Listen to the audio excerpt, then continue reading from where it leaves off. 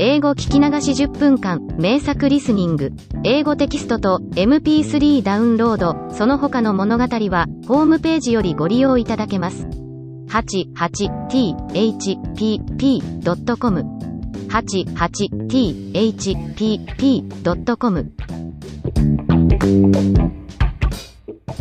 Chapter 4 The Palace of Night. Some time after, the children and their friends met at the first dawn to go to the Palace of Night, where they hoped to find the blue bird. Several of the party failed to answer to their names when the roll was called. Milk, for whom any sort of excitement was bad, was keeping her room. Water sent an excuse. She was accustomed always to travel in a bed of moss, was already half dead with fatigue and was afraid of falling ill. As for Light, she had been on bad terms with Night since the world began, and Fire, as a relation, shared her dislike. Light kissed the children and told Tylo the way, for it was his business to lead the expedition, and the little band set out upon its road. You can imagine dear Tylo trotting ahead, on his hind legs, like a little man, with his nose in the air, his tongue dangling down his chin, his front paws folded across his chest.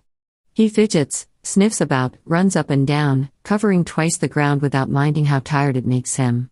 He is so full of his own importance that he disdains the temptations on his path, he neglects the rubbish heaps, pays no attention to anything he sees and cuts all his old friends. Poor Tylo. He was so delighted to become a man, and yet he was no happier than before. Of course, life was the same to him, because his nature had remained unchanged. What was the use of his being a man, if he continued to feel and think like a dog? In fact, his troubles were increased 100-fold by the sense of responsibility that now weighed upon him. Ah, he said, with a sigh, for he was joining blindly in his little God search, without for a moment reflecting that the end of the journey would mean the end of his life. Ah, he said, if I got hold of that rascal of a blue bird, trust me, I wouldn't touch him even with the tip of my tongue, not if he were as plump and sweet as a quail. Bread followed solemnly, carrying the cage, the two children came next, and Sugar brought up the rear. But where was the cat? To discover the reason of her absence, we must go a little way back and read her thoughts. At the time when Tyla called a meeting of the animals and things in the fairies' hall, she was contemplating a great plot which would aim at prolonging the journey, but she had reckoned without the stupidity of her hearers. The idiots, she thought, have very nearly spoiled the whole thing by foolishly throwing themselves at the fairies' feet, as though they were guilty of a crime. It is better to rely upon one's self alone. In my cat life, all our training is founded on suspicion. I can see that it is just the same in the life of men. Those who confide in others are only betrayed. It is better to keep silent and to be treacherous one's self. The road to the Palace of Night was rather long and rather dangerous. As you see, my dear little readers, the cat was in the same position as the dog. She had not changed her soul and was simply continuing her former existence, but, of course, she was very wicked, whereas our dear Tylo was, if anything, too good. Tylet, therefore, resolved to act on her own account and went, before daybreak, to call on Night, who was an old friend of hers. The road to the Palace of Night was rather long and rather dangerous. It had precipices on either side of it. You had to climb up and climb down and then climb up again among high rocks that always seemed waiting to crush the passers-by. At last, you came to the edge of a dark circle, and there you had to go down thousands of steps to reach the black marble underground palace in which Night lived. The cat, who had often been there before, raced along the road, light as a feather. Her cloak, borne on the wind, streamed like a banner behind her, the plume in her hat fluttered gracefully, and her little gray kid boots hardly touched the ground. She soon reached her destination and, in a few bounds, came to the great hall where Night was. It was really a wonderful sight. Night, stately and grand as a queen, reclined upon her throne. She slept, and not a glimmer, not a star twinkled around her. But we know that the night has no secrets for cats and that their eyes have the power of piercing the darkness. So Tylet saw Night as though it were broad daylight. Before waking her, she cast a loving glance at that motherly and familiar face. It was white and silvery as the moon, and its unbending features inspired both fear and admiration. Night's figure, which was half visible through her long black veils, was as beautiful as that of a Greek statue. She had long arms and a pair of enormous wings, now furled in sleep, came from her shoulders to her feet and gave her a look of majesty beyond compare. Still, in spite of her affection for her best of friends, Tylet did not waste too much time in gazing at her. It was a critical moment, and time was short. Tired and jaded and overcome with anguish, she sank upon the steps of the throne and mewed, plaintively. "It is I, Mother Night. I am worn out." Night sat up, all quivering. Her immense wings beat around her, and she questioned Tylet in a trembling voice. Night is of an anxious nature and easily alarmed. Her beauty, built up of peace and repose, possesses the secret of silence, which life is constantly disturbing. A star shooting through the sky, a leaf falling to the ground, the hoot of an owl, a mere nothing is enough to tear the black velvet pall which she spreads over the earth each evening. The cat, therefore, had not finished speaking, when Night sat up, all quivering. Her immense wings beat around her, and she questioned Tylet in a trembling voice. As soon as she had learned the danger that threatened her, she began to lament her fate. What? A man's son coming to her palace. And, perhaps, with the help of the magic diamond, discovering her secrets. What should she do? What would become of her? How could she defend herself? And, forgetting that she was sinning against silence, her own particular god, Night began to utter piercing screams. It was true that falling into such a commotion was hardly likely to help her find a cure for her troubles. Luckily for her, Tylet, who was accustomed to the annoyances and worries of human life, was better armed. She had worked out her plan when going ahead of the children, and she was hoping to persuade Night to adopt it. She explained this plan to her in a few words. "I see only one thing for it, Mother Night, as they are children, we must give them such a fright that they will not dare to insist on opening the great door at the back of the hall, behind which the birds of the moon live and generally the blue bird too. The secrets of the other caverns will be sure to scare them. The hope of our safety lies in the terror which you will make them feel." There was clearly no other course to take.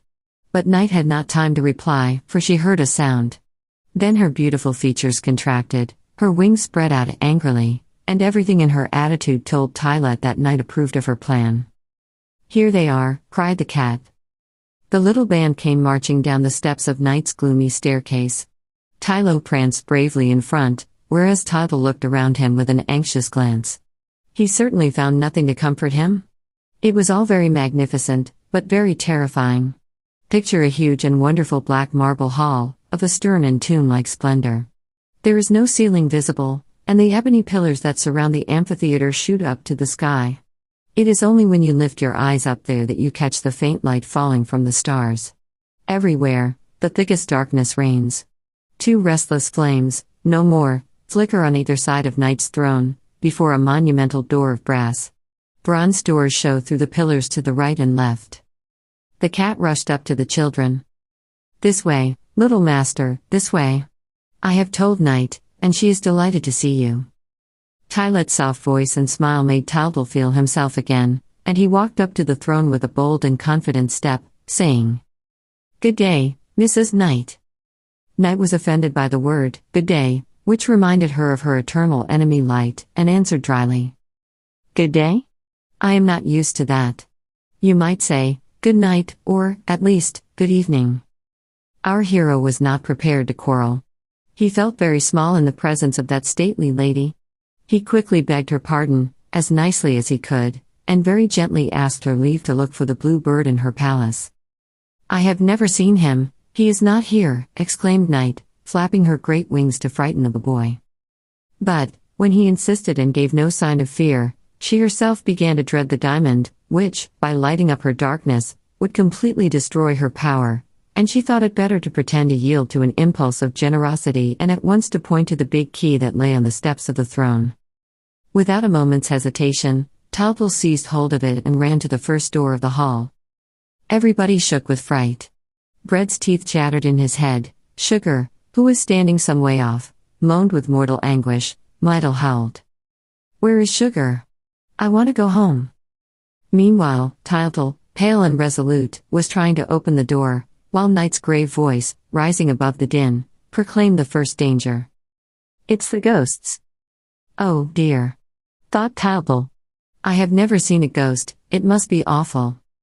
The faithful Tylo, by his side, was panting with all his might, for dogs hate anything uncanny. At last, the key grated in the lock. Silence reigned as dense and heavy as the darkness. No one dared draw a breath. Then the door opened, and, in a moment, the gloom was filled with white figures running in every direction. Some lengthened out right up to the sky, others twined themselves round the pillars, others wriggled ever so fast along the ground. They were something like men, but it was impossible to distinguish their features, the eye could not catch them. The moment you looked at them, they turned into a white mist. Towtle did his best to chase them, for Mrs. Knight kept to the plan contrived by the cat and pretended to be frightened. She had been the ghost's friend for hundreds and hundreds of years and had only to say a word to drive them in again, but she was careful to do nothing of the sort and, flapping her wings like mad, she called upon all her gods and screamed. "Drive them away! Drive them away! Help! Help!" But the poor ghosts, who hardly ever come out now that man no longer believes in them, were much too happy at taking a breath of air, and, had it not been that they were afraid of Tylo, who tried to bite their legs, they would never have been put back indoors. "Oof," gasped the dog, when the door was shut at last. "I have strong teeth, goodness knows, but chaps like those I never saw before. When you bite them, you'd think their legs were made of cotton." By this time, Towtle was making for the second door and asking, "What's behind this one?" Knight made a gesture as though to put him off. Did the obstinate little fellow really want to see everything? "Must I be careful when I open it?" asked Towtle. "No," said Knight, "it is not worthwhile. It's the sicknesses. They are very quiet, the poor little things. Man, for some time, has been waging such war upon them. Open and see for yourself." Towtle threw the door wide open and stood speechless with astonishment. There was nothing to be seen. He was just about to close the door again, when he was hustled aside by a little body in a dressing gown and a cotton nightcap, who began to frisk about the hall, wagging her head and stopping every minute to cough, sneeze and blow her nose, and to pull on her slippers, which were too big for her and kept dropping off her feet. Sugar, Brad and Towtle were no longer frightened and began to laugh like anything. But they had no sooner come near the little person in the cotton nightcap than they themselves began to cough and sneeze. "It's the least important of the sicknesses," said Knight. "It's cold in the head." Oh dear," thought Sugar. "If my nose keeps on running like this, I'm done for, I shall melt." Wagging her head and stopping every minute to cough, sneeze and blow her nose. Poor Sugar. He did not know where to hide himself.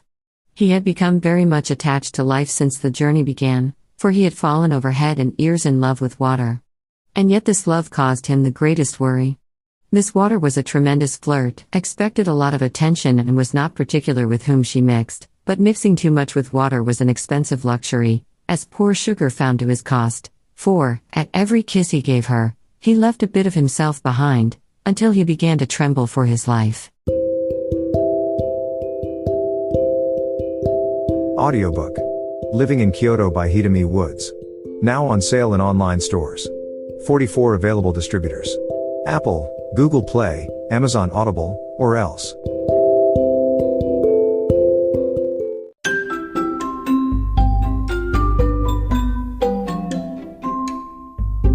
大好評。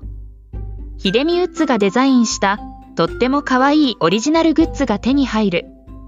トートバッグ、缶バッジ、ステッカー、T シャツ、トレーナー、パーカー、文具、その他いろいろ、エリゼン .com で見てみてね。erizen.com erizen.com エリゼン .com。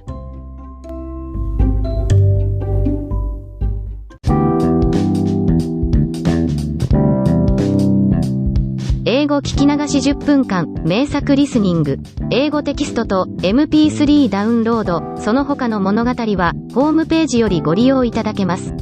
88thpp.com 88thpp.com